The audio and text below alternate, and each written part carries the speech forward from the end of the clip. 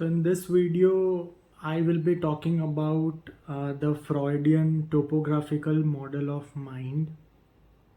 As we know that there are hundreds of models of mind, such as Freudian model, Jungian model given by Carl Jung, then cognitive model given by Aaron Beck, behavioral model, so many model in context of psychiatry and psychology. There are so many models of mind. Even in philosophy also, like in the Buddhist model of mind, which is there in certain traditions such as Abhidharma, which talks about the five aggregates, the skandhas. So even in philosophy also there are models of mind. So in this video, I'll be focusing on one model of mind, which is topographical model of mind given by Sigmund Freud.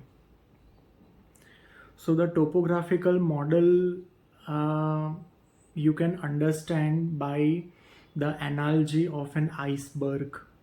So Freud used this analogy of iceberg, which talks about if you see the iceberg, there is the tip of the iceberg, which is kind of 1/10 portion of the iceberg, and then in between there is a certain portion uh, which kind of changes from time to time depend on the water level, and then there is a vast submerged portion which always remain beneath the surface water, right? So these are the three portions of the iceberg, and the contemporary to that is the conscious mind, which shows the tip of the iceberg, the preconcious, which lies beneath the conscious mind, and then there is a vast submerged unconscious mind, which is very huge and very powerful. And even phylogenetically also, it is the oldest, right, part of the mind, the unconscious mind. Therefore it is extremely powerful. And the Freud also talks about a repression barrier. So it is said that between your preconscious and unconscious mind there is a repression barrier, right, which doesn't allow the unconscious material to come to the preconscious and the conscious level usually. So that is a repression barrier. So to sum up, there is the conscious mind, which is the tip of the iceberg, the preconscious mind, and then there is a repression barrier, and below the repression barrier, the vast submerged portion of the iceberg is your unconscious mind. So talking about what are the various functions of these various portions of mind, the conscious mind, right, the tip of the iceberg part, is all about what you are doing right now. So your current thought, your current feelings, your memories, these kind of current things which you are doing in your life, which is there in your awareness, right? It is your conscious mind. And what is your preconscious mind?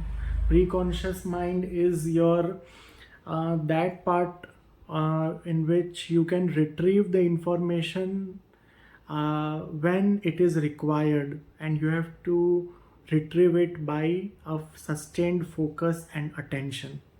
Say for example, you are listening to this video. So the listening, the thinking, the understanding, the memory, and all of these things are in your conscious mind. It's a function of your conscious mind.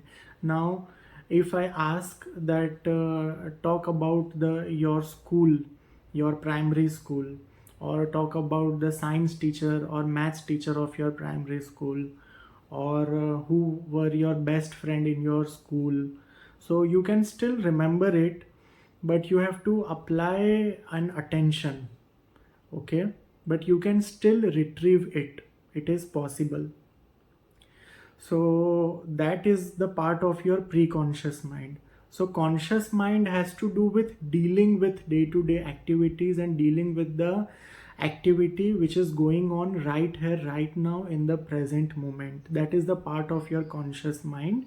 And pre-conscious mind includes those things which are in your past, but yet by focusing attention and concentrating, you can still retrieve that information and you can remember it, right? As I said about your school, or about your friend, or about your village, or about your neighbor, or whatever, you don't remember it. It's not there in your mind all the time because it is not required. But if situation arises and you have to recall it, you can recall it by focusing and your by your sustained attention. So that what you can retrieve through sustained attention lies in the part of your pre-conscious.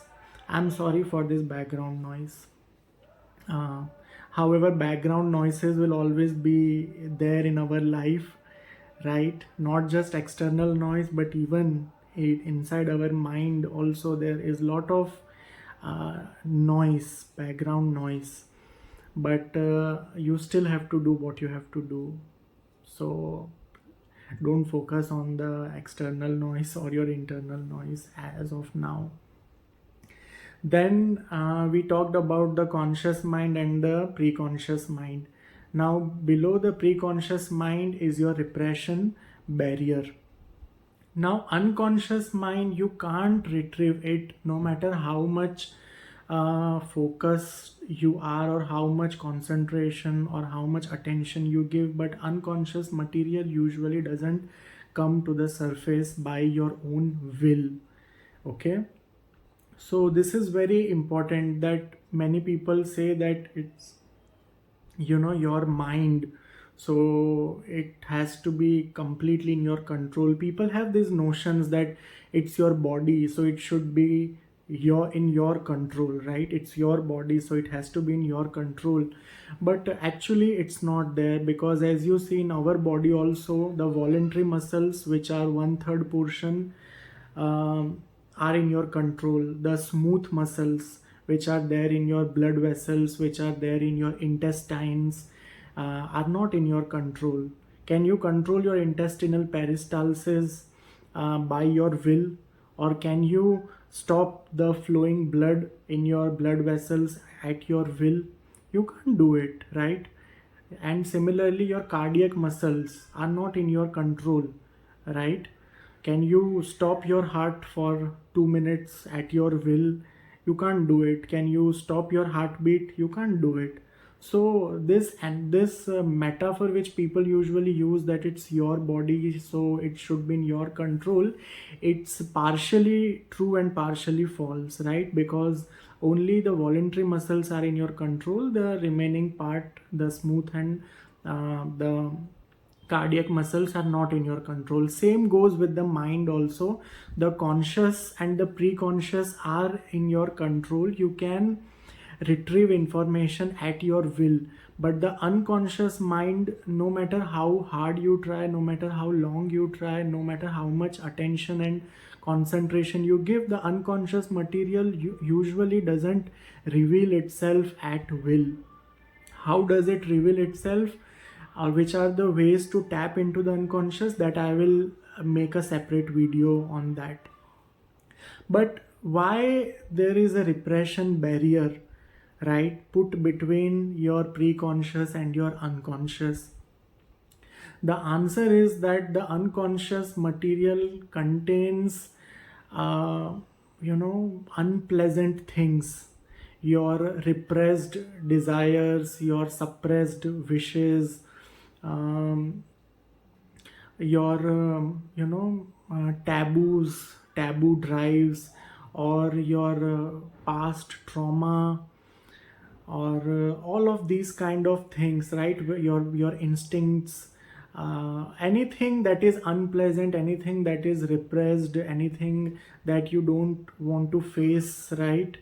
Or if it comes to the surface, it might disturb you. So it all that lies in your unconscious um, mind, unconscious layer of your mind. So that is why there is the repression barrier, I feel, because if all these dark things, all the unpleasant things which are there in the unconscious, if it comes to the conscious mind again and again, you would not be able to function, right? Because these things are overwhelming. When the unconscious material come to the surface, it doesn't come just like a memory. It's like a tsunami, a storm that comes, because it has its affective component also. So you will feel strong emotions attached to that memory, and it has a physical element also. So you will experience palpitation, you will experience your blood pressure going up or down, or muscle tightness. These kind of physical element is also associated with that, and emotions are also associated with what the unconscious mind will reveal to the, when it comes to the surface. So if it happen keep on coming that often, you will not be able to function in your day-to-day life. It will be very difficult. So therefore, there is a repression barrier, like a lead, right, like a cap, that unconscious material should not come as frequently to the surface. So this is kind of like a, safety mechanism, divine safety mechanism, which you can say, that is there in this topographical model, that unconscious mind, or the its dark taboo material should not come frequently to the surface. Otherwise it will be very difficult to function in day-to-day routine. So this is what is about the model of mind, topographical model of mind, specifically. um, there are so many examples through which you can learn it. One example is, remember the stage, right? On the stage, the focus, the limelight is on one person or two person, and that limelight is your conscious layer of mind, right, which is currently you are attentive to. And the remaining people who are on the stage, but on whom the limelight is not there, they are your preconcious mind, right? They can still come into the attention, right, into the limelight. And then there is a portion which is, backstage, which is behind the stage, somewhere far in the corner, right? That is your unconscious mind. So this is one analogy that you can understand. Another is, you can think of, exams. So if you're preparing for an exam, you would be reading something, right, currently, right here, right now, and you would be thinking, and you would be remembering. So this is your conscious mind, which is right here, right now, in the moment of working and functioning. And you are then, what would be the preconscious? So if you retrieve the information that you learned 1 week ago or 2 week ago, or you retrieve the memory or what happened 2 week ago, so that is your preconscious mind, right? And the anxiety, right, the somehow the sometimes you can't even tell that why are you anxious, right? And you are feeling disproportionately anxious, and many times people say that I know that I'm doing very well, I know I will pass this exam, but yet, there is this disproportionate anxiety. See, certain anxiety is realistic. If your exam is there, certain anxiety is realistic, but disproportionate anxiety, which people say that I know that this is disproportionate, but I don't know what is the source of it, from where it is coming and why it is coming. This is the element of your unconscious mind, that you don't know from where it is coming, but yet you can feel it.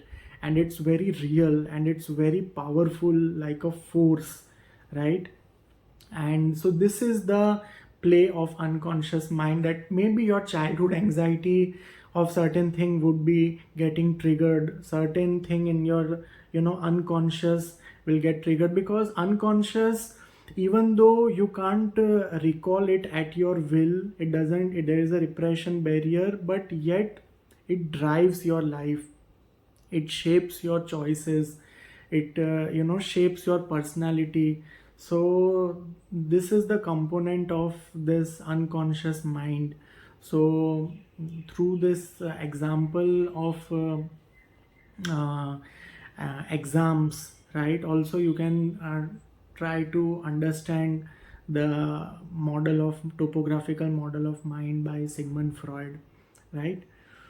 So that is it, right? If you have any question, you can ask me in the comment section, and thank you so much.